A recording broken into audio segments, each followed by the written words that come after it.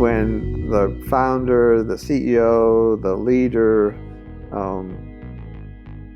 is able to be human, is able to, make personal growth, go hand in glove with our growth, corporate growth, employee growth.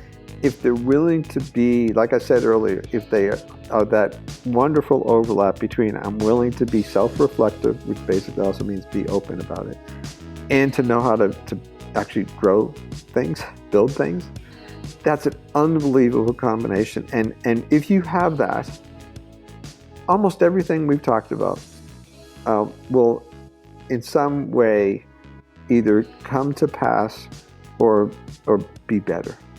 And if you skip that part, if you or I talk to the head of a company and he or she is just all talking about, everybody else is going to change and what are we going to do about this policy and how are we going to hit the numbers, and they're not willing to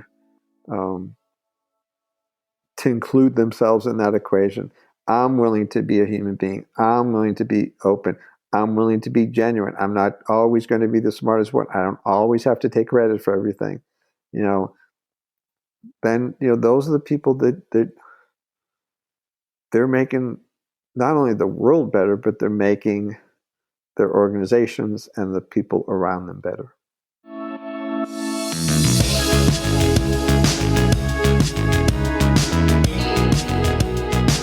Aloha, and welcome to another episode of the Groundswell Marketing Podcast. I'm your host, Scott Martin, and we're kicking off season 2 here with the one and only Bruce Kasanoff. We had him as my very first season episode of the first round, and it was the most downloaded, talked about episode called Humans Not Customers, and this episode is called Be Human. Same vein, but very different, really interesting insights. This is recorded pre-COVID. And Bruce, I specifically love having him speaking on the show because he's got such incredible insights and provides just a really different perspective in terms of how businesses can and could be functioning at such a higher level. And we do a dive in to spirituality and energy and some different components that I think are starting to come to the surface today for businesses. But if you don't know who Bruce is, you should go on LinkedIn and follow him. His posts every day are absolutely outstanding. I met him 30 plus or 25 plus years ago when he was working with Peppers and Rogers. I met him while I was doing the Personalization Industry Consortium and endorsed one of his books that he has written. He's since written several books. Acclaimed author, an unbelievable intellect. I just am one of his biggest fans, so I'm sure you all as well. So without further ado, let's paddle in. Welcome to another episode of the Groundswell Marketing Podcast. I'm your host, Scott Martin, and today I have the second round with the one and only Bruce Kasanoff. Welcome to the show. Hey, Scott, thank you. Thank you for asking me back again. Absolutely. Your episode is the most downloaded episode of the whole season. Everybody that talks to me, they always bring up Humans Not Customers. The Humans Not Customers whole podcast set the trajectory of the season, and it's now made its way into my book. It's an actual heading of a chapter or a section for sure. Yay! And yeah, it's so I got to tell you, I was super excited. I was so happy to decide to come back, and I feel like I want to make this a tradition that every new season, if you're willing to kick it off with Bruce. There we go. What a great idea! I don't know why more people don't come up with that concept. Well, because I just feel like you really did set the discussion trend, and I feel like after reading some of the new posts, your 2020 for clarity, and some of the topics that we were just talking about just before hitting record, I just feel like this could really set a new direction for this year, this season, and really help entrepreneurs, business people, and marketers really see maybe some different ways they never even thought about approaching business and life in general. That would be great, hopefully. Yeah, and just to clarify, that the reason I think that our first conversation was so interesting, I know it was to me, was because you ask amazing questions. And so I sit there and I think, what do I mean by this? And where would this go? So that I think it's the synergy between us that made that work. So hopefully we can do it one more time. Oh man, no pressure for me making No sure I got a good pressure. questions. Yeah. So let me think of a really good question No, to you start with. just listen. That's all you do is you listen well. So Nice. Well, let's kind of set the stage for 2020. Here we are. mhm. It's a whole new era. You've been writing some really, I wouldn't say provocative, but just really insightful articles and posts. And maybe just let's start with where are you at right now? Like, what's your sort of state of where are we at, or where are you wanting to aim at? So as I said to you just really quickly before, my focus right now in everything, personally, with my clients, with people who are kind enough to read my stuff, is around what matters most. And so, for example, with the entrepreneurs I work with, I literally talk to them once a week. And the first thing I say to them is some variation of what matters most, meaning you can answer that any way you want. You can say today, this week, this month, or my life. And and and when you do that on a consistent basis, you get profound answers. And I think the sad part is that that is such a rare practice. So trying personally. So first of all, I'm doing this too. I think everything I write is my attempt to answer that same question: what matters most? To get other people to start to think about that and to have better tools. And tools can be just what's different ways of thinking, different things that provoke them to think. But the practice of, instead of just going through the motions, but actually, what matters most to me, and am I being uh, congruent? Am I, kind of sleepwalking through? And by the way, very successful people sleepwalk, through life sometimes.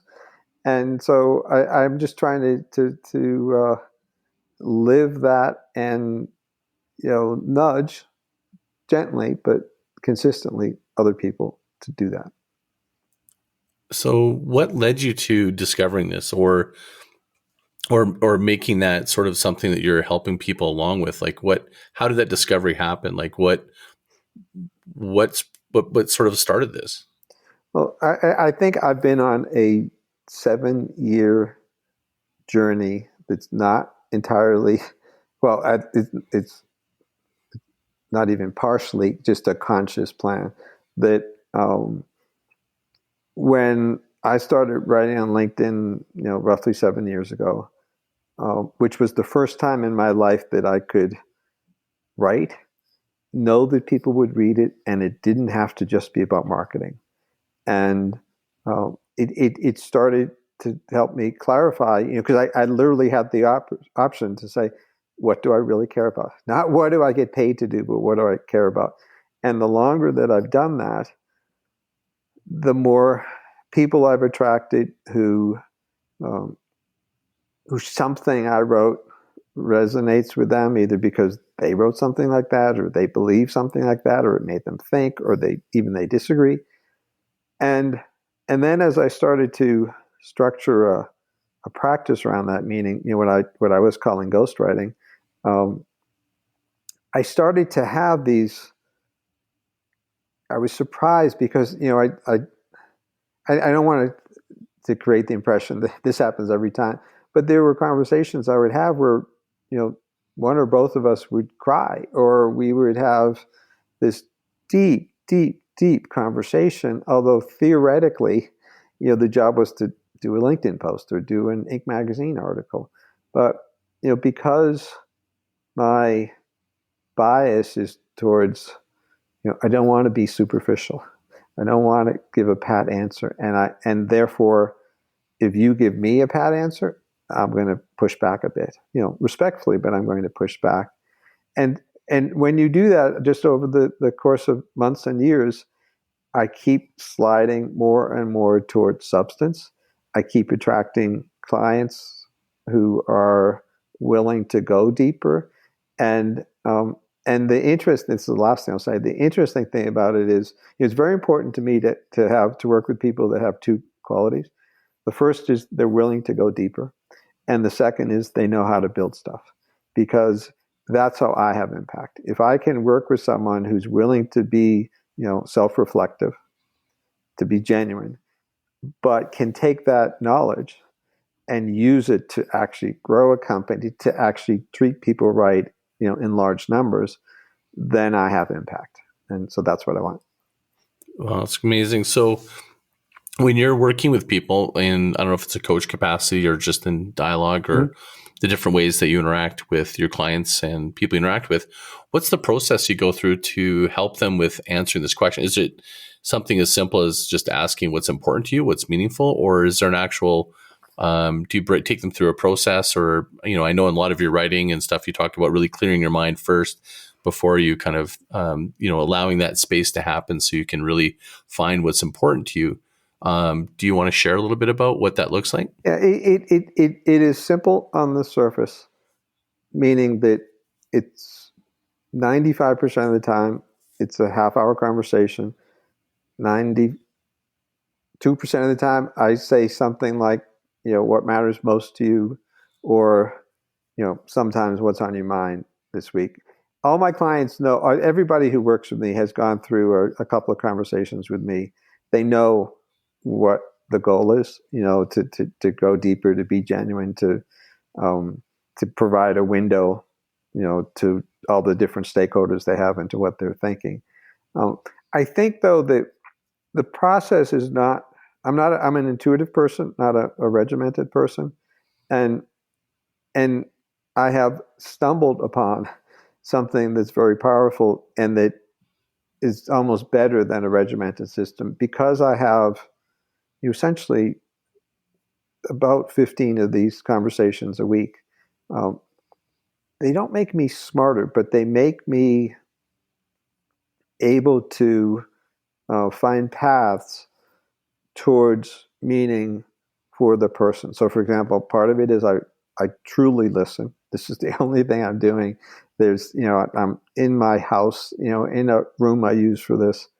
But the different conversations, they overlap in unusual ways, meaning that, so almost all my clients are entrepreneurs. So entrepreneurs have some similar challenges, but they also can be very different personalities. So I'm able to not take anything that, like, I never take Billy said this and tell Susan about it. But, there's some weeks where I hear three people kind of get right to the edge of what they really want to say and then back away. And so then I think about, how can I break through that? Or maybe I break through it with one person. And then the next week I go back and I say, let me see if I can do this with Billy, and it usually at least leads to progress. I'm not saying that every time it gets to these unbelievable outcomes, but so it's really more this combination of, it's like, people say this 10,000 hours leads to mastery. If all you do is have conversations like this, and by the way, the other key part of what I'm doing, which is why it's hard to put a word on what I'm doing, is I always have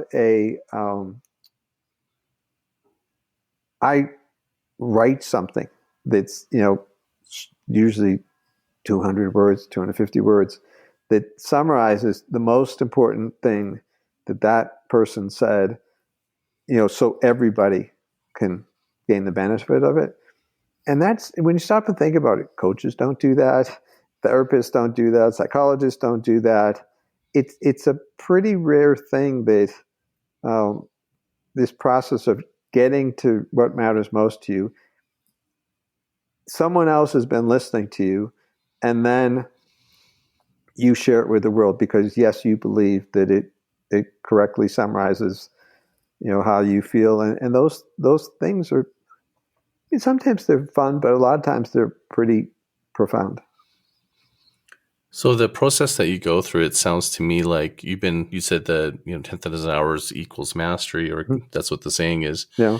You lead by intuition. Do you feel that you're at a point in helping navigate people, issues, these kind of conversations, that you're not going to a formula, and sure, you're using some of your past experiences, but you're intuitively just able to kind of navigate the conversation to move the needle to, like you say, to get them closer to that breakthrough? Yeah, because I think my best skill is interviewing people, and um, and because the output is so concise, meaning I'm not trying to write a 2,000 word article, that I have the benefit of trying to connect the dots of what I'm hearing, and so we have plenty of time to if you talk for half an hour, you basically have like, I don't know, 7,500 words or something. Mm-hmm. And I just really want 200 or 250 that capture what this week you truly are feeling, what you're truly dealing with. And so I have a lot of freedom to kind of, good communication is, I repeat back what you say, but to see if I got it, and then I see, well, what happens if I turn it left 90 degrees or right? What happens if I so I'll give you an example. So a client said to me that he wanted to write about this idea of, if you had fewer possessions, you could have more freedom, and so he started to tell me this idea, and I've been talking to him for 2 years, and I said, excuse me, but how does this manifest in your life? And he paused, and then he said, oh, it is a problem. I said, what's the problem? He said, I have 7 boats. So I said, okay, so let's talk about that. Why do you want to say, like, oh, be lean and mean, and you have 7 boats? And so we got to really a more substantive place than kind of, here, let me give people some advice that isn't really me and isn't really how I live. Right. Is it that sometimes people speak and use words that are very powerful? They don't realize the power of their own words, that maybe he's thinking in that case, I'm not trying to co-analyze, but, he's anticipating that he'd be happier if he had less. And it's right, projecting a little bit. Yeah. And in truth, if I said that in a little bit of an unfair way, a lot of those boats are like sunfish sailboats or kayaks, or, but, Mm-hmm. And in fact, that is a person who largely is certainly not, living in a mansion because, people will be impressed by me. But I think more importantly, there is a tendency that we all have. I know I can fall prey to this. You want to be the wise person giving advice, and it's much better usually to pose questions or to share, a genuine experience. If I tell you what it was like when my business went down, my venture-backed business went down the tubes, and I had to go home and say to my wife that I wanted to pay the last 2 weeks of payroll out of our savings account because we ran out of cash in the company, but people stuck with me till the last day, which is a true story. If that, other entrepreneurs can identify with, and they can identify with that a lot more than any, oh, well, here's how you run your business. You got to watch your cash flow. It's like, don't give me just, pithy advice. Tell me something out of your life that will help me relate to you better, and vice versa. Interesting. So that's really about helping get to meaningful engagement. Mm-hmm. Yes. Right. That's like, because there's something you can relate to that's genuine, somewhat vulnerable. And I'm wondering if, this, getting to this question of what's meaningful, is it also a bit of being a bit of a minimalist with shedding the distractions and, in this environment, and whether it's the digital world and there's just so much going on. I think we collect things, but they're not necessarily just things. Sometimes they're followers. Sometimes they're just like, time spent on social, and it distracts us from meaningful engagement. I think that's true. I mean, I think so I'll give you a broader answer maybe than you expect to that question. That Okay. So where I'm at is I lean towards rational thought. I lean towards logic. And, someone I respect a lot said to me, you always abstract everything. You're sitting back, even when you're in the room, and you're kind of saying, oh, what's going on here? And, you're trying to spot patterns. And I recognize that about myself, which is sort of along the lines of what you said society is like. And I'm recognizing that to make significant progress in both my life and my work and my impact, that I want to preserve that ability. I don't want to become like wandering through the grass eating mushrooms all the time. But I do want to also strengthen my abilities in other way. My ability I'll give you a simple, really trivial example. Like, I've written about this a lot in the last year. What energy do you bring into a room?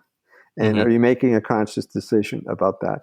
And your energy is not necessary. I mean, it might start with a logical thought. I want to be the positive force in the room, but then translating that, it really gets to, other things. Like literally, can you bring positive energy into the room? And the skills it takes to do that are different than, I'm going to be, the best mathematician or the best wordsmith. It's really, can you maintain a state, and it's so much that other people feel it. And people, listening to that are, like you're just talking about, you're very rational, and I've always found you very, very analytical. And that seems almost less rational. It's using a different skill. Okay. No, it's definitely. And it takes, it's like anything else. It's like, if I told you, okay, great, you're a good snowboarder, but now you have to compete as a skier, you might be a good athlete, but you're going to have to do a lot of practice to figure out how can you compete as a skier. And I feel it has a lot of parallels, that it's using a muscle, I haven't used a lot. Do you feel like you can actually develop your intuition? I think that, yes, I think that you can I'll give you a really easy example. I think if you want answers to pop into your head, you have to leave time when there's not something else taking up all the attention in your head. So yes, simply by,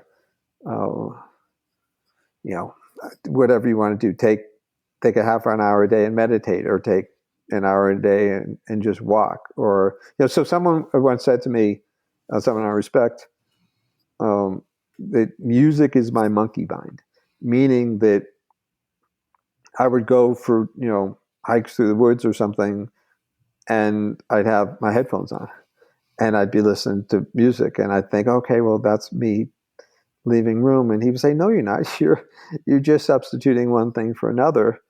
If you really want to leave space for whatever to come, then leave your phone at home, and just walk and hear the birds or hear nothing. Or so I think those things, yeah, I mean, I'm not sure that's developing intuition, but it's making room for ideas to come into your head. Like sometimes, like what I've been doing is I've been actually trying to, do you ever have it like you're like your intuition said one thing and it happened, and you were like, oh, there was, I kind of saw that, I kind of sensed that, or you did an action, but you didn't verbalize it. So what I've been doing lately with Jill is I've been actually going, okay, I've got this feeling, this is what I did, just describe it. I know sometimes it's really abstract, and I describe it, and what's happened, what's come up for us, because we just agreed that we're just, no matter how ridiculous, whatever, let's just see if we can develop our intuition and just really see and do some tests, right? And I've been doing that and actually been hitting the mark, and she's been same thing, and we're like, oh my gosh, like you called it a mile away. And so it's just sort of more, I guess, what we're doing with intuition anyways, is just wanting to be able to work more from our heart and really trust ourselves more. and not get that monkey mind, where you're kind of getting in your head too much. And so we can make better decisions and really kind of make a difference in a way that doesn't prevent us from seeing any limitations. Does that make sense? Makes perfect sense. I also believe that you can literally shift your energy from your head to your heart. And I don't mean that in some, bizarre woo-woo way. I mean, literally, I was not aware until, it was pointed out to me that my natural state is my center is my head. And to shift that, so I literally walk in a room like feeling like my center is in my chest and my awareness and the energy I'm projecting is coming from my chest. That's a really hard thing for me, but it changes how I perceive things and how I'm perceived. And it's absolutely a skill, and you can do that, and it's absolutely way harder than I made it sound. Mm-hmm.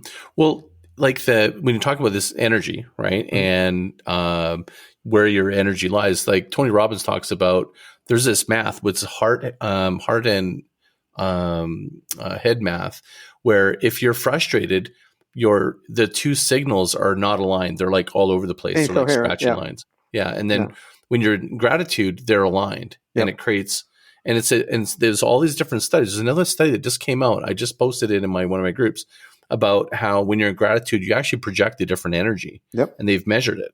Yep. No, I think none of everything you said is actually measurable. It's true, and it's almost completely ignored by mainstream business, although not necessarily by some of the more successful people in business or professional worlds. If you look at anyone who does like what Tony does, or a performer, and a performer can be, just certain CEOs who are charismatic, and you'll see how they, like, have you ever been with somebody and they're talking to you in the side of the stage or whatever, and they're kind of, hey, how are you?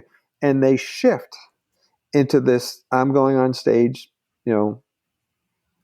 presence, and everything about them changes. And if you want to break down what they did, they're doing some form of what we're talking about, is to, okay, now I'm projecting my energy literally out into the room. There are people who can, Tony is absolutely one of them, being in the center of 10,000 people, and his energy can fill that room. That's absolutely an absolute skill. Absolutely. I've been, there's some people that have a lot of sensitivity. They can feel it with their hands and so forth. And I haven't been able to. I was working with Master Co, who's an energy healer and pranic healing.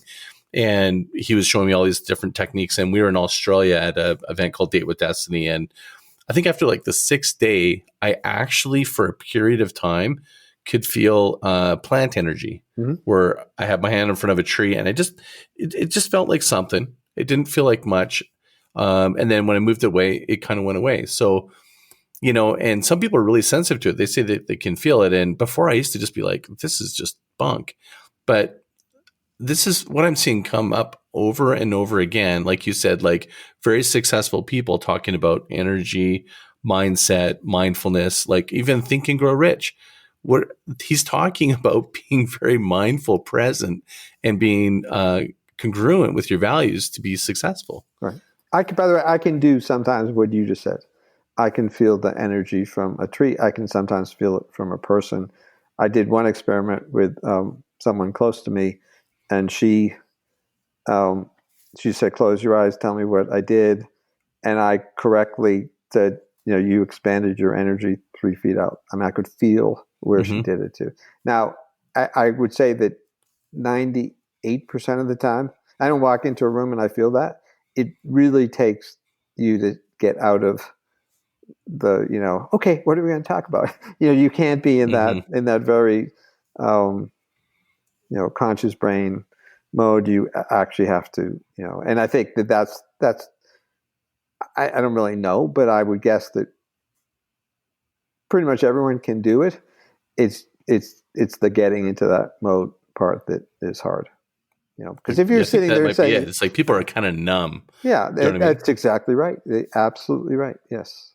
Yes. Because when I felt it, that was because I'd been in a state, in consecutive situations where I was really in a state of gratitude, mm-hmm. and there was a lot of meditation through that period of 6 days where I felt like I was actually more in my heart, and I wasn't really overthinking it and trying to go, okay, am I going to feel this or not? Like I've been so wanting to that I think that's maybe even prevented me from it. So I think that's, what I'm learning as a lesson is just be present and create more of a sensitivity to the world around you. You're more connected to more things than you realize. And when your spouse comes in the room and they're off, you instantly feel off. They don't need to say much. Oh yeah. And you can feel it. That energy is transferred to you in an instant, especially the close you are, because you have connectivity and you have more closeness. And that would be the example I'd help someone that's listening that thinks this is kind of a little bit crazy, is just look at your closest relationships and you can sort of sense things. That is it. It's just that you have more, in my opinion anyways. What's your thought around that? Like, and how could somebody maybe find that sensitivity? Well, the first I want to say that virtually everybody has experienced what you just said, that there are times when you can say, oh my God, there was a chill through the room, and Mm-hmm. or someone sucked the life out of me, right? Yeah, and you can feel that. I mean, I can give you hundreds of examples of someone, if you're having a fight with your significant other or whatever, or they've had a miserable day and they walk in the room and you can feel it, like before they even, so I don't think there's any question that happens. I think here's the deal. I think that people,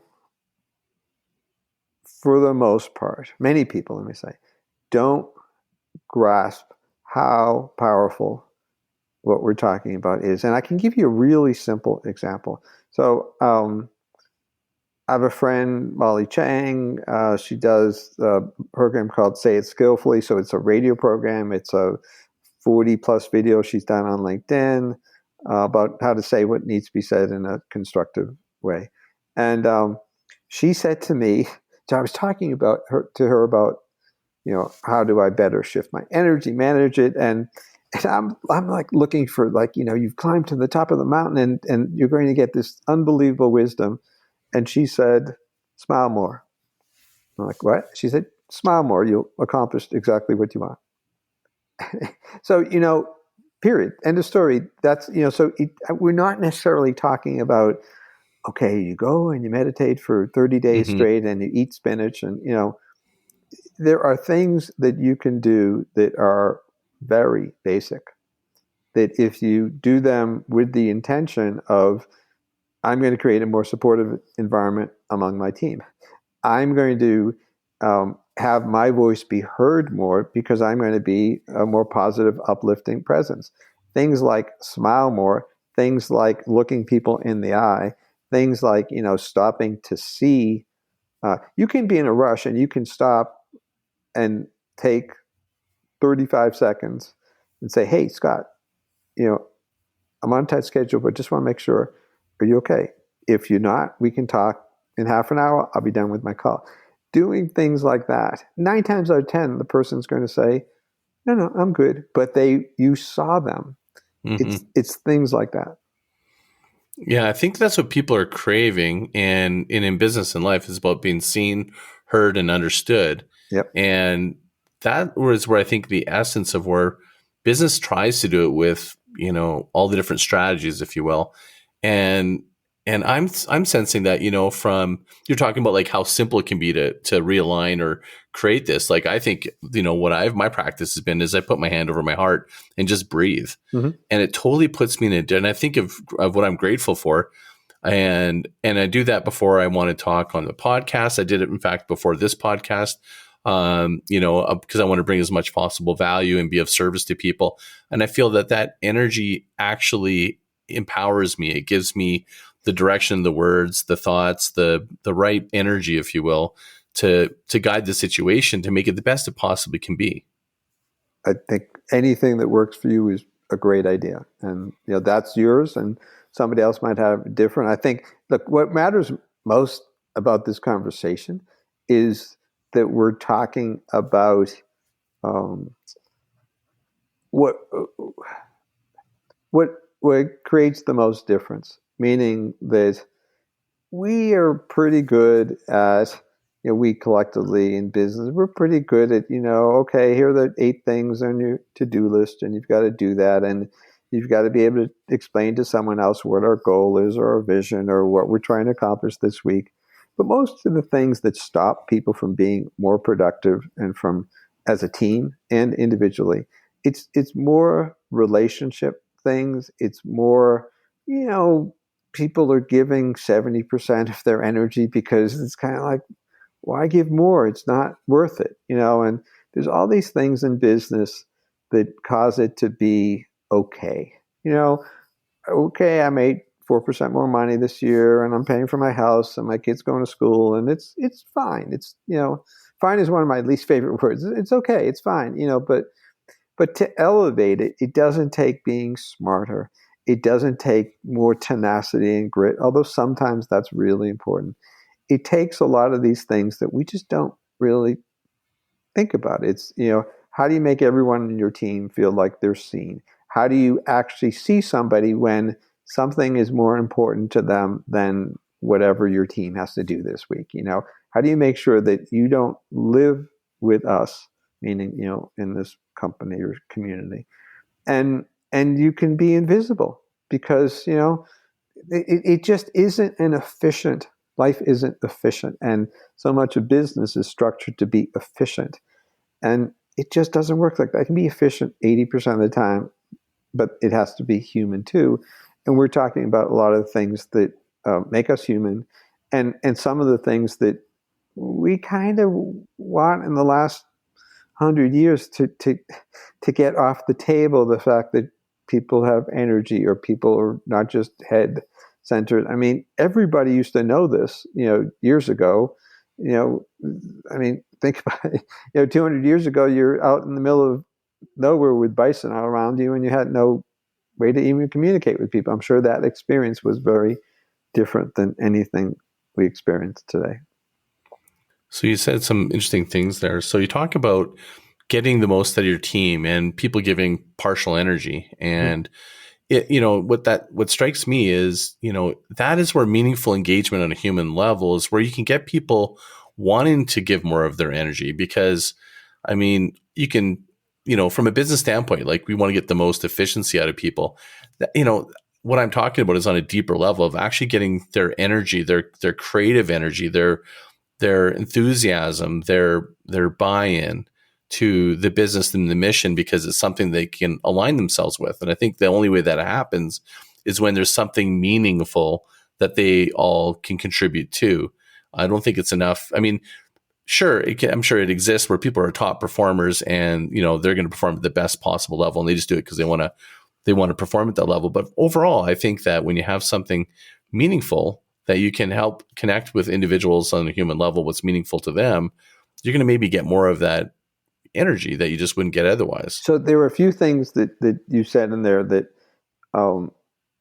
not to correct you, but to make sure that we get across to other people. There's you strayed a little bit into language there that implied that, a kind of top down, get more out of people. And I get what you were saying, but the reality is that collectively, whether it's, let's just say it's just a group of people, that isn't it wonderful when we achieve much more collectively and individually, by having something bind us together, than if we were just out there on our own.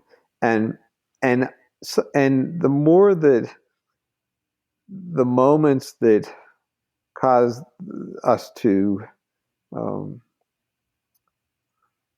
do better things, I just say simply, that they can come from the 22-year-old who's on the team, who is maybe, much more sensitive to, wow, the energy in this room really is negative, and they say something, or, that the quote leader gets that really his or her job is to kind of shape the culture and not be the smartest person in the room all the time. And in fact, you don't really want to be answering how to fix the problems. You want to have a system that, they bubble up the solutions. And there's a lot of things that happen that, if we try and make it, it's all about the business and what were our revenues this year. And, that's just, I think that's nonsense. I don't think that's how you get higher revenues. And I don't think it's how you get an environment that makes people feel like, wow, I'm using my life in a way that I'm proud of. I think, yes, there are certain things that we're doing that we're trying to, maybe we're running a hotel and we want everyone to really love staying here. But one of the reasons that they love staying here is because there's this, I don't know, this vibe, this sense, it's just fun here. There was where I used to live in Connecticut, it's called a dairy store. It's called Stu Leonard's, and it's huge. It's bigger than a supermarket. And in that area, every time you walk into like a supermarket, the employees are like, why the hell are you bothering me? I mean, they're just rude and nasty. You walk into Stu Leonard's, and people are friendly and they joke with you, and I was like, what is different here? And they do all sorts of things. They have like animatronics, like, the animals are up on the, like, the machine make thing, and they play banjo, and they do a lot of things to make, good showmanship. But the fact is that what they've done is they've said, it was routinely voted one of the best places to work, and kids like going shopping with their parents because it's fun, and you go through the aisles, and like you don't go up and down the aisles. There's a path through the store, and it winds around, and it causes you to go through all the sections and things. And it's more fun. It's like, why is this more fun? It takes you a while to figure out all the reasons why it is, but it's a different thing than just being. And by the way, their margins are higher than a traditional supermarket because they don't try and be the cheapest. They try and be, an experience basically. And so I just think that if you think it's all about business, you won't be that successful in business. So what's I think you're 100% correct. And I think that's really interesting. I'm curious what, in that example that you gave, I'm wondering if, it's not enough to say from a business standpoint going, hey, you need to be more friendly and say hi to people. Right. It's, to me, that what you're talking about is something genuine that occurred. Yeah. How does that get developed? Well, it's so first of all, one of the key problems in business is that too many leaders want everybody else to change. Like, we need to transform. Well, you've been running the company for 10 years. How are you transforming? Mm-hmm. So it's not excluding anybody, including me if I run the company or me if I own the company, is if we're going to genuinely change the way that we operate and elevate, then we all have to change. And so, like, for example, maybe mindfulness will help us. So we'll do a couple of seminars on mindfulness. Well, if you don't go as the CEO or the head of the department or whatever, and you don't model that you're taking this seriously, well, it's just going to be this trivial exercise, and you're going to spend $10,000, and it's going to bounce right off your company. So I think that whoever, both the leaders in terms of whose name is on the top of the org chart, but also the influencers, have to really be congruent, be genuine, and participate with the understanding it means that they too will grow and will do things differently. Well, that's the new marketing, is culture, right? Like, I mean, that's really the interaction point with all customers. It's the reputation that you build. It's spread across the whole organization. It's not what you say, it's how they experience, your business. Right, but also it's being a human being. It's really being a human being. It's if the people in the organization, from the investors to the interns, can actually be themselves and find commonality, then you have a successful entity. And you can't I just don't think you can fake. I mean, look, can you fake it? Yes, you can. Can you have a pretty good company without doing any of the stuff we're talking about? Yes, you can. Um, could you have a better company? Could you certainly have a better life? Could you certainly have a better career by doing some of the things that we're talking about? Yes, and I don't really care about saving everybody. I don't think either one of us is capable of that. I care about people who are somewhat open to what we're talking about. If we can remind them, nudge them, encourage them to no, this really, if this resonates with you, then it's probably the way you want to operate. It's worth the time and effort and tenacity to really stick with it. That's, I think, realistically what you and I can accomplish. Yeah, and the stick with it is a big thing. I think there's consistency, right? Like I think consistency is something that, and when you say human, like trying to be human, like that's the name of the episode we first started with, which is humans, not customers. But being human and being consistent with allowing people to be human, that scares a lot of people. And I'm pretty sure they do, like even slightly, because they're going, well, that kind of being human means it's being a little bit messy, or there's a little bit of vulnerability there. What would you say to that? I think that you're talking about being genuine, and you're talking about leaving room for other people to step up. Yeah, well, I think when you say being human, sometimes it's like being human isn't like like if you're say like having a pat answer of like hello, welcome to our business. Right. It's being human sometimes just being natural, and sometimes it's not always perfect. Right. So I think that imperfection is what you're saying is what makes it better. I would tell you that 20 to 40% of the time, when I work with a client and we're trying to have a conversation that they know that will end up in something being released publicly on social media under their name, that I push back on them and I say, instead of doing another piece of wisdom, can we talk about how you feel or what you've experienced or what you've done this week? That's more being human. That's like, it's like too many people are curating their lives for public consumption. And whether this means, you get up at a staff meeting and you say, hey, we've had a great month and blah, blah, blah. And you're giving this idealized version of yourself and how you're working together. If on the other hand, you get up and you say, I got to tell you, I completely fell apart the last week or this month. I did almost nothing. I had we had stuff at home. I had to be, 2 days inside, and you guys picked it up. It wasn't me. I was like complete, 2% the last week. It was you guys. And I know that. I want you to know, you know that already, but I want you to know that I know that too. That's being human. See, what I like about that is a very powerful statement you mentioned. I can't remember her name, pardon me, but saying what needs to be said. That's what he did there, that person, that example. Yeah, that's Molly Chang. I think a lot of time. Sorry, go ahead. Molly Chang. Molly Chang I think that is one of the most understood or not utilized piece of advice or approaches. Is just saying what actually needs to be said, but doing it with kindness and not criticism. Like just genuinely saying what has to be said so that the relationship, the situation can move forward. I mean, I 100% agree with that. I think sometimes it means saying, I want you to know two things. I want you to know that,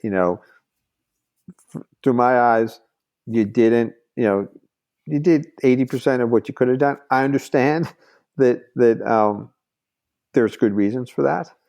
I also want you to know that I perceive you can do better, and that I'm going to nudge you not just because I need you to do better, but because you will grow and you will benefit long after you're working with me or here from pushing yourself in that regard. So, I'm behind you. I'm not just trying to get my, money out of you, but I want us to have a really grandiose view of what you're capable of doing, because I believe you're capable of doing it. If you really believe something like that, then you can have honest conversations with people and say, something, you know, neither one of us stepped up this time, but the 2 quarters before we both did, and I'm confident. It's like it's the difference between having a partnering type of relationship where we can say to each other, "Oh my God, I'm beat," or "Oh my God, I was on fire." And if I say I'm on fire, it doesn't mean I'm an egotist. It means I'm so excited I want to share it with you. So all of Mm-hmm. these things are just, if you actually act like a person has highs and lows, and you know, like for example, if you mess up and you come in the next day and you can go to somebody and say, something, I was just obnoxious. I didn't listen to you. I was too focused on my own thing, and I'm sorry. And whenever you have time, today, tomorrow, next week, I promise you, I'll leave my phone in the other room. We'll sit down, and I really want to hear what's going on. That's being human. Right. Having empathy. And not just empathy, it's translating it into action. I will do something different because here's what I believe. Mm-hmm. Interesting. So, like, as a business that's looking at this from, outward, like looking at their customers, that could be applied directly into how you manage your customers, and maybe even when you make mistakes. How often do you respect a business that makes a mistake and they come clean, and they in fact they try to double down on making good on it, as opposed to trying to hide it? They automatically have a respect, but so many businesses are afraid to put themselves out there to be vulnerable. Maybe it's a legal thing, but I don't know. What's your thoughts around that from a business standpoint? Well, so I'm gonna do the same thing I did to you last time, which is that Correct me. no, is that if you try and nudge me into like a business policy marketing type of thing, Mm-hmm. I'm going to say to you, my answer to that depends on how the people who are running that business, managing the different groups, how are they acting as people. Mm-hmm. So I don't really care just what the policy is. It's easy to say, well, okay, well, we'll give someone a $10 coupon, or we'll give them, that's all. That's important. I mean, it gets to the experience that somebody has in that moment. But what I really care about is, how do the people who are influential, who are quote in charge, behave, and is it congruent with what they're saying? So if the owner, the CEO, the department manager, they all act in a manner that is consistent with what you were just saying, we're willing to admit it if we mess up. We will fix it if we mess up. We're not going to we'll give you $1,000 if we screwed up this $10 transaction, but proportionally, we Mm-hmm. will. We're going to be accountable both as human beings in this business and the way we collectively run this business. Then I think absolutely. But I think the point is that too often the reason I push back on what you said is it's segmented as a marketing type of policy, customer service, customer experience, and not as throughout the organization, all of us. This is how we operate. This is how we expect everybody who works here to operate. It's how we do it collectively in our policies, and the way we, for example, the difference between, saying to a customer service person on the phone, your job is to be efficient. We're going to measure you by, can you get people off the phone in 50 seconds or less, versus, yes, I don't want you to sit there all day and talk about, what color the customer's petunias are, but solve the problem. Don't push someone off the phone. We want to solve problems. We don't want to talk to people twice. It's not what is beneficial to the person. It's not what's beneficial to us. It's not the way we would deal with somebody, with our neighbor. So, I just keep getting back to, is this actually how you're operating as human beings, or are you trying to make this a policy? So maybe almost like rewriting business policy should just have two words: be human. Maybe. I mean, maybe. Well, I can. I'm literally just saying, like, like what you're saying to me, that, you don't want to think too much about people in sort of like this box of business and policy and stuff, and they're a group of humans. I 100% agree. Right. I do I know would of a say the same company. thing. There's a company here in Utah called Weave, growing super fast.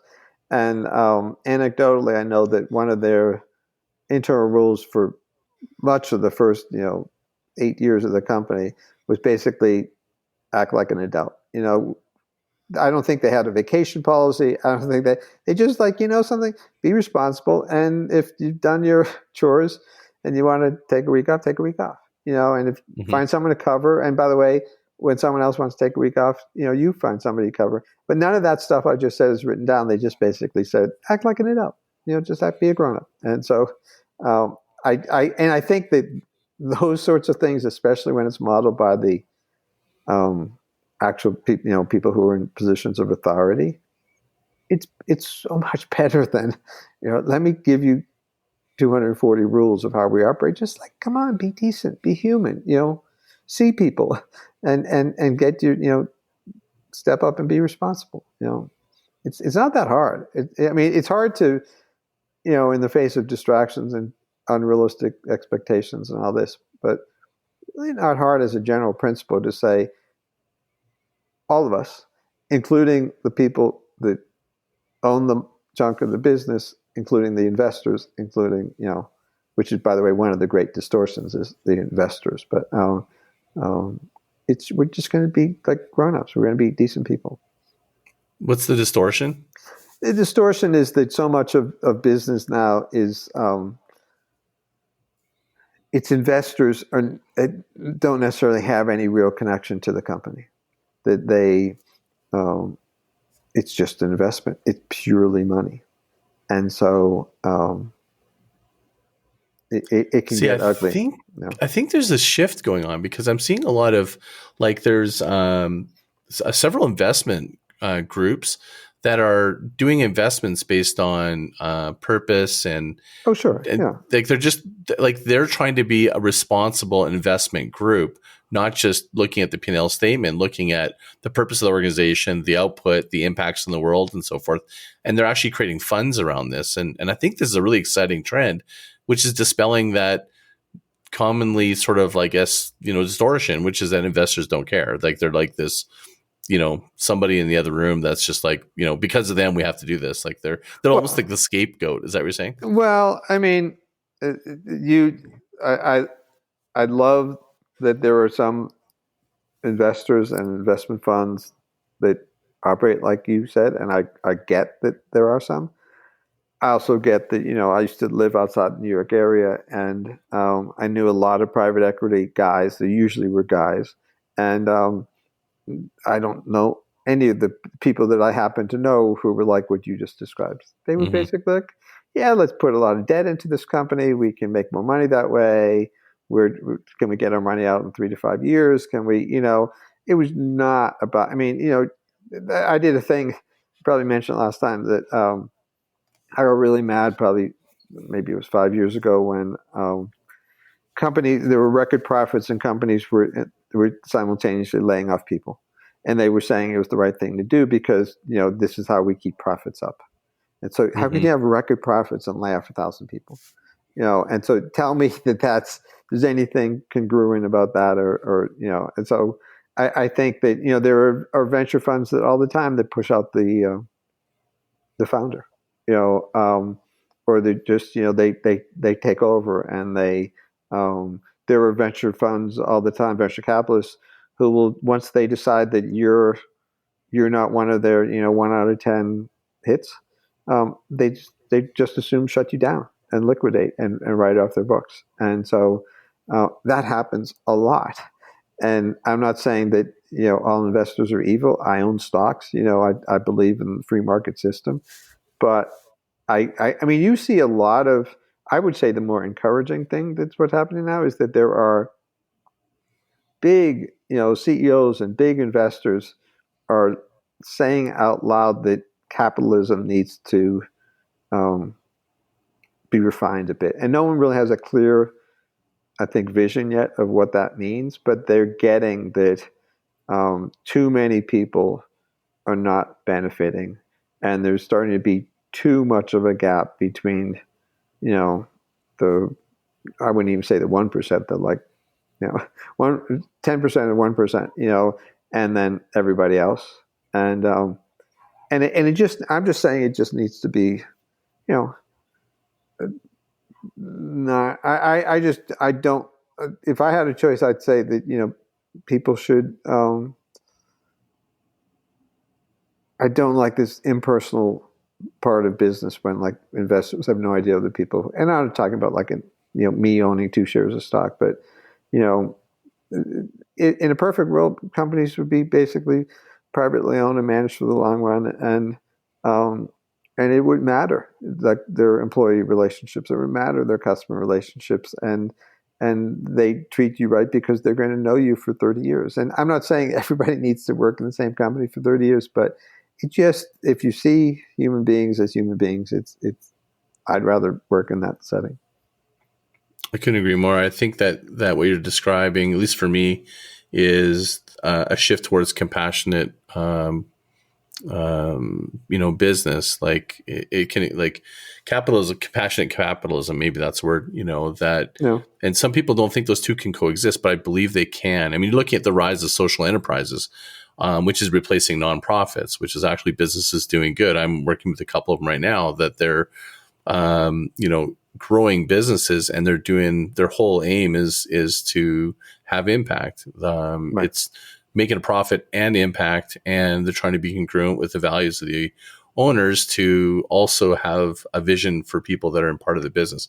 I think this is the shift that's occurring where you kind of see some form of that, because some businesses are kind of greenwashing, like saying, hey, we're giving back to this group and so forth. But I think that's just not enough. I think that congruency all the way in how you treat your employees, your customers, and having that policy of be human, I think is maybe where this is going. Well, and so I just want to try and bring us back full circle a little bit. That one of the reasons underlying everything I've said, in this conversation, is, through that circuitous path that got me to where I am today, I spend all week talking to entrepreneurs. So these are the people that, most of their employees, a lot of their investors, most of their customers don't talk to, face to face or even on a personal level. And what I see is that these men and women who are willing to actually be human beings, to actually be genuine, to actually be open, that doesn't mean, they're still driven, they're still ambitious. They don't think everything should be soft and smell nice. They have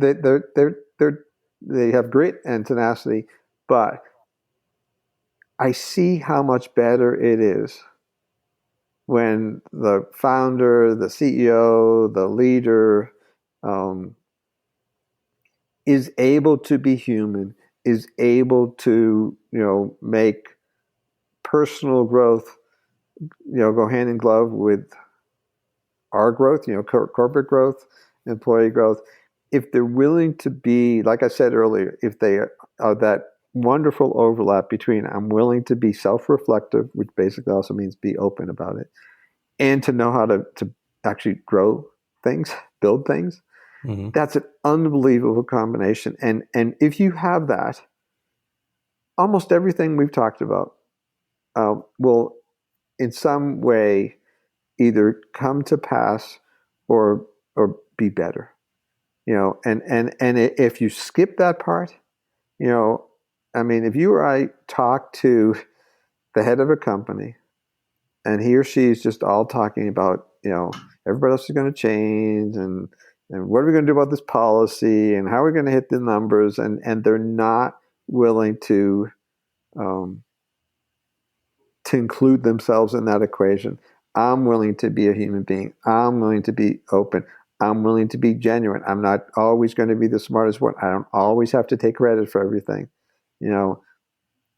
Then those are the people that they're making not only the world better, but they're making their organizations and the people around them better. Beautiful. And you said a word there several times called I am. Would this book that you wrote called I am, would that be a book that you recommend entrepreneurs to read to help them on that path? No. Nice. I appreciate that effort, but no. The next book I'm writing is designed to be that. I'm going to write a book about what matters most and how do you get, go in that direction. And I don't think it exists yet. And yeah, I mean, I look, I think that, and I'm sure that a year from now I'm going to be trying to sell somebody a book, just because I think it adds value. But I think it's really a decision, like more than anything else, that I am willing to make it easier. I want to make it easier for me to relate to other people, and I want to make it easier for other people to relate to me. The way that you do that is, I can't relate to you if you're never wrong. I can't relate to you if, you are the smartest person ever on the planet. And I certainly can't relate to you if, I don't want to change, all you other people change. It just doesn't, then you become like, oh, okay, well, I'm in my glass tower here, and I just don't buy that. Fair enough. Well, thank you so much for being on my show today. I'd encourage everybody to go check out the book I Am anyways. And that was my plug, because I actually think that anything you write, I get something out of it. Everything I write, you write on LinkedIn, your Mountain Minute, and which I think is your online LinkedIn magazine, correct? So Mountain Minute is if you go to my profile, Mountain Minute is my LinkedIn newsletter, and it's designed to be read in a minute. And and that's been so much fun to do, because it's just a really basically gives you one idea once a week. So I 100% recommend it. I read it every day that you publish something. I read it, and and that's how we first, not really how we first connected, but that's how we've stayed connected is probably the right way to describe it. Yeah. So first connected 20 something years ago. Yeah. 20. Yeah. Like more than 20 years ago. Yeah. And it's been full circle since the first podcast with you. Thanks to you, I have had 3 recordings with Don Peppers. I think on my 3rd with Joe Pine as well. Yep. So both for people who don't know, both Don and I were partners years ago, and Joe is a super smart, interesting guy. So and he said the same thing about you. Yeah, big time. Well, thank you again. Do you have anything else you want to wrap up with and say? Nope. It just, if you're curious about what I do, it's also my last name, Kasanoff.com, and you can find links to all my stuff and a pithy explanation of some of the stuff we talked about with more words. Awesome. So thank you so much, Scott. I appreciate it. And thank you. And thank you, everyone, for listening. That's another episode of the Groundswell Marketing Podcast. I'm your host, Scott Martin. And please leave some reviews. You can email me, Scott@groundswell.marketing. And until next time, mahalo.